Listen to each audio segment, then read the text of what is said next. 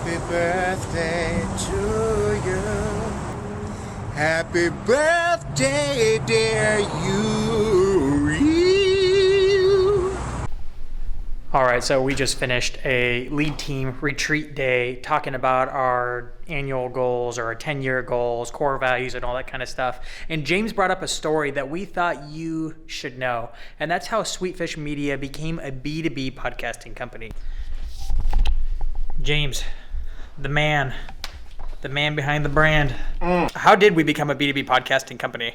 So when we first started the company in January of 2015, Ryan will know this intimately, we were a blog writing shop. So we were working with companies, B2B, B2C, small, big, all over the place. And for the first, 9-10 months of our existence, we were writing blog posts for a bunch of different companies, and we weren't making any money. You're gonna need a bigger boat. Lots of different factors. We were bringing in lots of customers, but we weren't making any money. I thought, man, we need to niche down and figure out who our ideal customer is so that we can focus all of our efforts on trying to get our ideal customers into our sales funnel. Mutta jos seuraavalle. And we can start to limit who we work with so that we can hopefully charge more and make more money. We've got this client that's a startup church, basically. They call them church plants. And they were a church out of Rosenberg, Texas, right outside of Houston. I look fly, yeah, I look good. And we were doing great work for them. Our team loved doing content for them. That's a great customer for us. Let's try to go get more.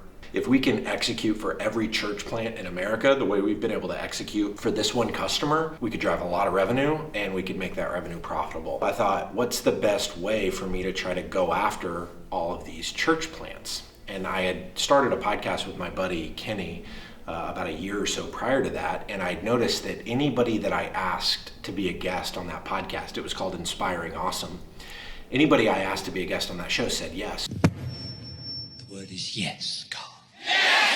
So I said, what if I started a podcast specifically for church planters and I just asked a bunch of our ideal customers to be a guest on that show? So I did that. I found a list of 100 different church plant pastors and asked them to be a guest on this show that didn't exist yet. 80 of them replied to that email. And for those of you watching this that aren't familiar with cold email response rates, a typical cold email response rate is less than 1%. Our cold email response rate was 80%. And so I thought, okay, we're onto something here. We ended up doing episodes with about 45 of those people. Ultimately found out that churches don't have budget for content marketing or podcasting. Interesting connection between marketing and evangelicalism. Figured out that that wasn't gonna work, but an epiphany that I had on a flight back from San Diego to Orlando was that, oh my gosh, churches aren't our ideal buyer, but doing this B2B podcasting thing, if we use this strategy for any B2B company on the planet, it's going to work insanely well. Produce a show for them and then allow them to connect with their ideal buyer by asking their ideal buyer to be a guest on the show instead of asking them to get on a sales call. And so that was the aha, that was the epiphany. Aha! Aha!